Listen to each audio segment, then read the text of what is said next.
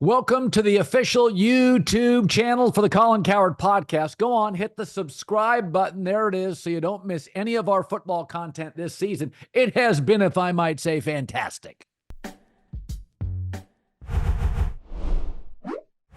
All right, there's never been a night quite like this. On Friday, November 15th, Netflix and Most Valuable Promotions bring you the highly anticipated boxing mega event of the year. Jake El Gallo Paul will go toe-to-toe in the ring against Iron Mike Tyson. For a long time, the baddest man on the planet. When a disruptor challenges a legend, anything can happen. Also that night, a historic rematch between the Brave Bomber, Katie Taylor, and Amanda the Real Deal Serrano. The last time they met in the ring, history was made. Women's boxing was catapulted to new heights. So these are the fights the world's been waiting for. Don't miss these epic showdowns. It is live from AT&T Stadium in Arlington, Texas.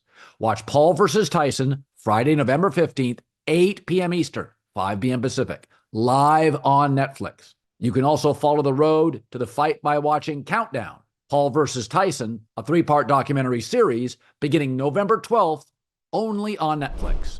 Time for another edition of Sharp or Square. He's a host at the Action Network. All of our odds are always provided by DraftKings Sportsbook. All right, Chad Millman. There are certain games I just want to watch and not bet, but I would take the Steelers plus points hosting the Ravens. The number is 3.5. It's one of the bets of the weekend. At 3, I still think I would take it. I think George Pickens and Mike Williams attack the Ravens' weakness. Baltimore is one of those teams, and this is rare with a great team. They can outplay you and then get beat by the Raiders, can get beat by inferior teams. They're so bad on the back end. And I think Pittsburgh's a real story here. I think it's the Seahawks light. Russell's not what he once was, but in this rivalry, even a field goal, I'm taking the points, sharp or square. Well, it's totally sharp, and you've nailed it from a couple different directions. One, the matchup. The wise guys see it exactly the way you do. We've been watching it all year with the Ravens, where they're letting teams in the back door, right? We saw it with the Commanders. They were down a significant amount. They came back. Yep. They came back, and they were able to cover that game. We saw it with the Bengals, who were up so much because they were able to attack the back end of the Ravens defense. And don't forget, no Kyle Humphrey in this game. Kyle Humphrey is one of their, if not their best defender. And now that secondary is going to be even worse. The overarching theme here, and this is the reason why professionals are on it. Don't forget, this game opened at 3.5. It is settled at 3. The wise guys are still on it. But look, in the regular season, in this game, in this matchup, the past 20 years when the line is 3 or more, the underdog, 22-4-3. Underdog, 15-2-1 since 2015. In the regular season, when Mike Tomlin faces John Harbaugh, the underdog in this matchup, 23-6-3. And then you go into Mike Tomlin, the most profitable coach as an underdog in the past 20 years in the NFL. And by the way, John Harbaugh, when he's a favorite, is not nearly as good as when he's a dog in this matchup. So there is a matchup reason, and there is also historical reasons to consider the Steelers at +3. You're sharp. I like the number 4 and 5. So Greg Cosell said something on my show today that had influence over me. This was going to be a stay away game, but the Packers offensive coach off a bye at Chicago. And what Greg Cosell said, it's not a Shane Waldron issue. Much like Justin Fields or Zach Wilson, Caleb Williams is not seeing coverage. He's not seeing it. He is not able to see something, spot it, get the ball out quickly. Green Bay, I think, has its most aggressive defense in years. I love the Boston College coach. I think he's been a really nice fit for them. Under the radar, low key, really knows his side of the ball. It's 5. I would take Green Bay. I know it's a division rivalry game, but good organization, coach. Jordan Love's healthier, sharper. So the wise guys have been on the Bears in this game. It's moved from 6 to 5.5 to now 5 in some places. I agree with you for what it's worth. For me, this is a pass or it's the Packers. I think there's so much dysfunction with the Bears. And the reason why the wise guys are taking them right now is because they believe this is bottomed out, right? It's gotten as bad as it can get. in the locker room. It can't get any worse. Whether you believe that the players were responsible for getting Shane Waldron fired, DJ Moore said that didn't happen. Whether you believe that the system can now get a little bit less complex and easier for Caleb Williams, whether you believe that they're getting two offensive linemen back, which they are, and will make him feel more comfortable in the pocket, this team has been full of chaos. And so the wise guys are betting literally that it cannot get any worse in a division game against their rival at home. The flip side is entirely about what the Packers can do. They have been very opportunistic as a defense this year, a lot of interceptions. They cannot rush the passer, but what they can do offensively, and this is where Matt LaFleur has been a genius, figure out how to best take advantage of what the Bears are bad at on defense. The Bears are not a very good rushing defense. We've seen what Matt LaFleur does with someone like Josh Jacobs when he knows he doesn't have Jordan Love. He just figures out creative ways to get the running game in motion. He will likely do that against the Bears. Also, Matt LaFleur, 7-3 when favored by 4 points or more. Over the past 2 decades, road favorites off of a bye cover at a 60% clip. Road favorites of 5.5 or more cover at a 70% clip. So there's lots of reasons to like the Packers here. The wise guys think the right side is the Bears. So Journey had a song years ago, and one of the lyrics is "I can't stop loving you," and I feel that's like odds makers on the Jets. Yes, this is a bad team. How in God's name were they favored at Arizona? It was never competitive. Colts getting over a field goal. So Anthony Richardson, I'm tired. I'm going to go to the sidelines. Not a smart move. It's not punishable by a month on the bench. He learned his lesson. When he's healthy, he's kind of a fascinating player that's hard to defend because you have nobody in practice that can duplicate. He's a defensive end that plays quarterback. He's a huge tackle-breaking tornado of activity. That's not a great quarterback, but I'm taking the points here all day, sharp or square. It's a 50-50 game right now. And I agree with you. You think about Journey. I think that same way when I think about offensive lines who are really, really physical. And the Colts offensive line, when it comes to run blocking, is super physical, best in the NFL. And we saw this last week. I loved the Colts last week against the Bills at home. And if not for Joe Flacco and 3 turnovers, and if not for getting sacked when it's 4th and inches, I know if not for, then all of a sudden I'm playing in the NFL. But the point is, they ran the ball on the Bills. They had more than 120 yards rushing, and Jonathan Taylor went for more than 100 and averaged 5.5 yards per carry. So they were able to do exactly what they wanted to do against the Bills. The Jets defense, from a rushing perspective, is worse than the Bills rush defense, and the team overall is much worse than the Bills are. And now you're getting Anthony Richardson back. To your point, this is a better opportunity for Shane Steichen to let everybody run with the ball and dominate the Jets, who, if you watched last week against the Cardinals, they were afraid to tackle anybody. This is not a physical defense, and they have gotten so much worse since Robert Saleh was fired. So the line moved down from 4 to 3.5, from 4.5 to 4 to 3.5, indicating that the wise guys were on the Colts. It's come back a little bit on the Jets, and so now it's settled at 4. The majority of wise guys are with you, and they will be on the Colts. Well, Rams minus 4.5, that key number a game at New England.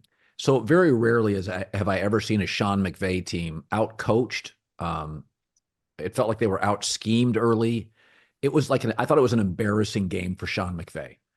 And it was hard to digest because the Dolphins, a poor pass rushing team without blitzing, just rushing 4, were getting relentless pressure. And my take is good coaches and good quarterbacks have stinkers. The Rams are getting healthy. That was not the Rams. They were playing very good. It's a short week. I think New England now are all buying into Drake May. This Rams defense is really good. Now, Drake May is not Tua. He's not. They don't have those weapons. They're not going. Listen, the Rams brought some people, and they got burned on 3rd down because Tua's a really good NFL quarterback. I'd swallow the 4.5 here, take the Rams sharp or So square. It's been square, and I got to tell you, we've talked about executive decisions before. I don't know why the wise guys are on the Patriots here. It doesn't make any sense to me at all. This is a buy low on the better team, sell high on the worst team situation. Yeah. Why would you be betting the Patriots, who are so high on life after beating up on the Bears on the road, a franchise tying record, 9 sacks against Caleb Williams? And look, I watched that game, obviously, the Rams and the Dolphins too. I looked at it a little differently. The Rams had 5 field goals. The Rams' red zone this season has been atrocious. And to me, that was sort of the bottoming out, right? Every time they got close, it was a sack, it was a botched snap, it was a fumble, it was a mistake. Yeah. And then there were a couple times defensively, they had that 3rd and 25 that they gave up, and they gave up a penalty on that one too. They had another field goal. They made the field goal, 5-yard illegal motion penalty. They get moved back, and then all of a sudden they missed the field goal. So to me, it was a game full of bad breaks, bad mistakes. It's a better team. You're getting the much better team in a bounce back spot with a relatively low number. So I like that, by the way. Teams who have been favorites at home and lost, and then are favorites the following week on the road, about 60% the past 20 years against the spread. And by the way, Sean McVay, short rest, 14-6 against the spread, 10-1 in his last 11 games, with Matthew Stafford, 6-1 on short rest. Like, I don't understand the move here. It doesn't make any sense to me. So yeah, let's go with the Rams. Kansas City plus 2.5 at Buffalo. I think Buffalo is the most equipped they've ever been to beat Kansas City, but now Coleman's not playing, and Amari Cooper's banged up, and Kincaid might not play. You're not beating him at half strength, because they're going to put you in uncomfortable 3rd and longs, and and they're getting, by the way, they're getting Pacheco back. So that can be a difference maker for their run game, which has been pretty pedestrian. Kareem Hunt's not a bad receiver out of the backfield, but he doesn't have any jet fuel anymore. This feels like an obvious one. Chiefs plus the points, even though it's not 3 sharper square. Yeah, so what's interesting about this is on Sunday night, this line opened at Chiefs +1, and it started skyrocketing higher. And Sunday nights, Monday mornings, that's when the wise guys are betting. They're taking advantage of some early lines. So if there are line moves in that first 24-hour window, that's professional money. And this line moved from Kansas City +1, Kansas City +1.5, Kansas City +2, Kansas City +2.5. And it made no sense. This is a little bit like the Steelers, where what the precedent is. Mike Tomlin does this X% amount of time, that is what we call in the betting business a plus EV, plus expected value return on your investment, right? So you just bet it. Like, you might not love it. You might get burned on it 4 times out of 10, but 6 times out of 10, you're going to win. The percentages with Patrick Mahomes as an underdog or a favorite of less than 3 are so much higher than anything else you could possibly imagine. And sure, maybe he's getting by with a little bit of voodoo this year. Maybe he's been incredibly lucky. Maybe there are games they should have lost to the 49ers. Maybe they should have lost to the Broncos. Like, there have been spots, but look, 12-1-1 against the spread is Mahomes as an underdog. Okay. His only against the spread loss was against the Bills 2 years ago. 2.5-point underdogs. They lost by 4. 25-10 straight up, 26-8-1 in his career against the spread as a favorite of 3 or fewer points or as an underdog. Like, I'm with you. You just don't bet against Patrick Mahomes in this spot. If people didn't learn their lesson in the Super Bowl, where he was a 2.5-point underdog, if Patrick Mahomes is close, ask yourself this: do you want to be betting against him at the end of the game? Are you going to feel comfortable with that? No, nobody is. And to your point, Keon Coleman out, Amari Cooper out, Kincaid, if he does play, is playing with the cast. They're a little banged up on the right side of their offensive line. Like, there are reasons to be afraid to bet on the Bills beyond Patrick Mahomes. So yes, this line has come down, by the way, to answer the original question. So it's starting to become sharp to bet on the Chiefs. All right. The final one of my picks. So the Chargers are only -1.5. And I looked at that number and thought, why? That's a funky number. No, it's not. The offense, I'm going to take the Bengals plus the points here. Here's why. So they played on Thursday. Now they get it. Not only do they get extra rest, they don't play till Monday. So it's a strange, it's really a lot of extra rest. As I've told you, if you have a great quarterback and an offensive coach, I think that time matters. The Jets have an old quarterback and an interim coach. That extra rest against Arizona didn't matter. But I think Zach Taylor and Joe Burrow, and they're already humming. And the Chargers, everybody loves the Chargers. They don't have a ton of downfield weapons. They have very few plus 20-yard plays. So there's a way they have to play to win. Long drives.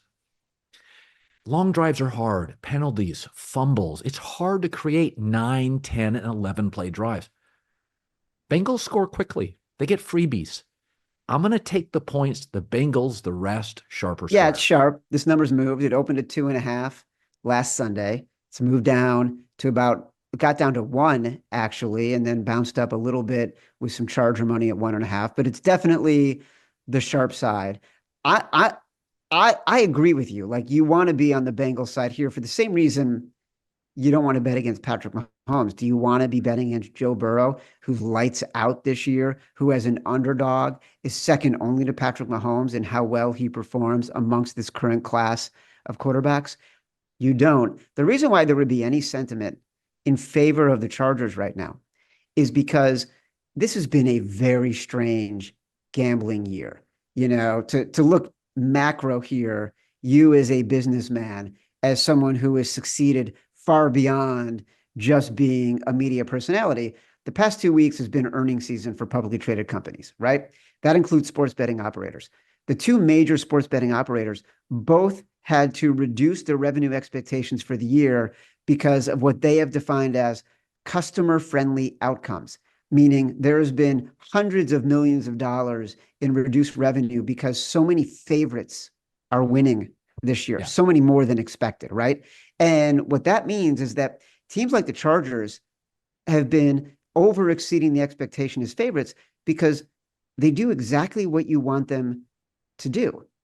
They don't make high variance coaching decisions because Harbaugh is very consistent. You know what he's going to do. They don't turn the ball over.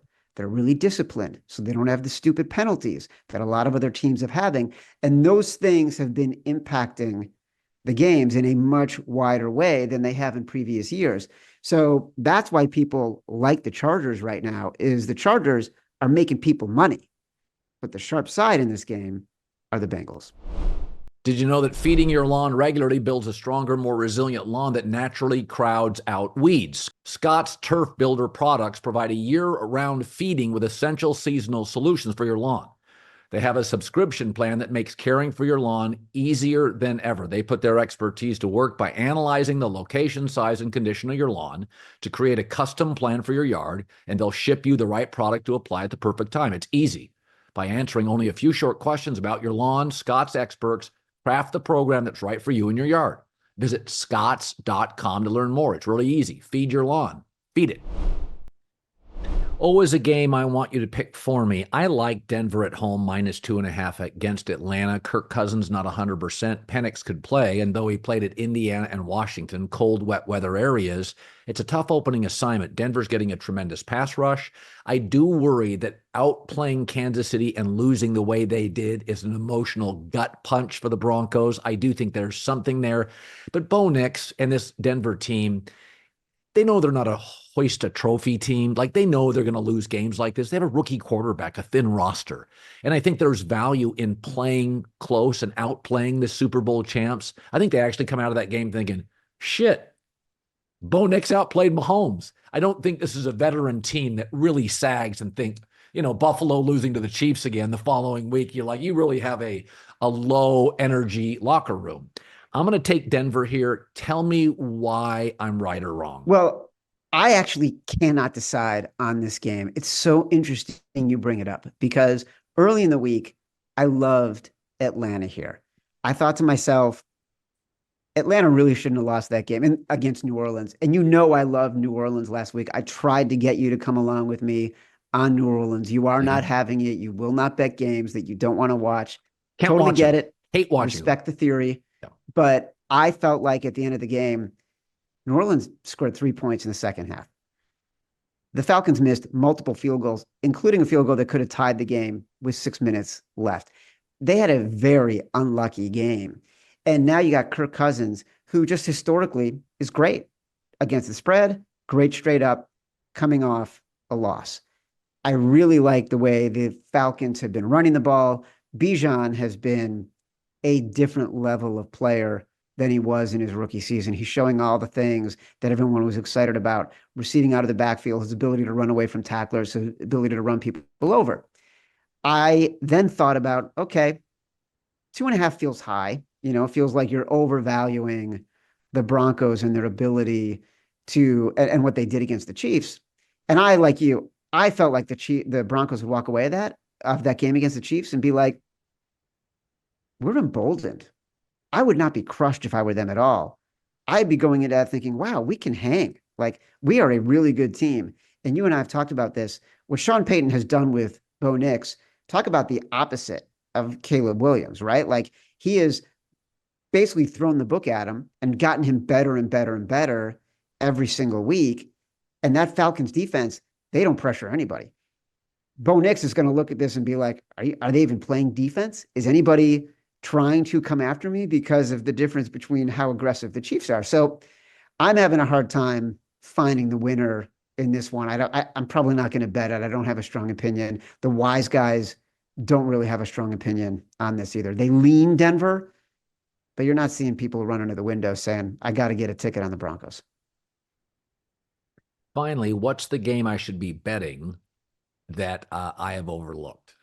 I mean, I can't believe I have to say it, but hello, Cleveland.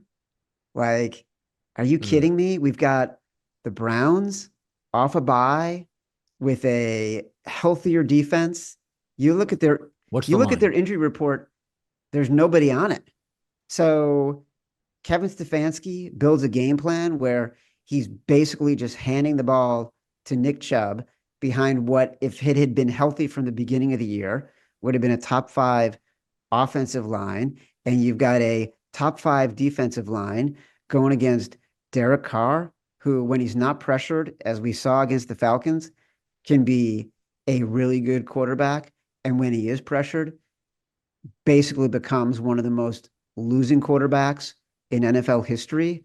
So how am I not betting the Browns after the Saints basically just won their Super Bowl? This was the game they had to win. I will not bet on the Saints again this year. That was a one-time thing. Now I'll bet the Browns. And by the way, the wise guys have been betting the Browns. The line opened at 2.5, down to 2, 1.5, 1. Now it's a half. There are a lot of places where the Browns, it's going to flip and they're going to be favorites. So if you want to get it now. Cleveland -1 at New Orleans. How disgusting. So disgusting.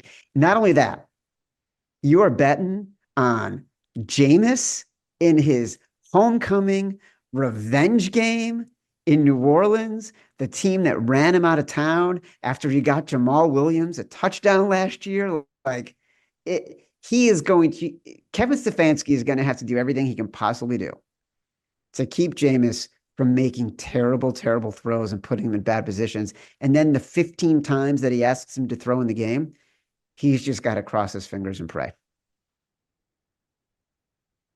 Any feeling on the Seahawks getting 6.5 at San Francisco? Zero. I can't get a read. The Niners, you look at the box score. Can't get a read. They should have beaten the Buccaneers by 900 points. Believe me, it was my lock of the year, San Francisco. It made no sense. And even like the Jake Moody misses, if he had made one of those field goals, the last field goal, they still win by 6 and they cover the 5.5. So it makes no sense to me. The red zone struggles continue.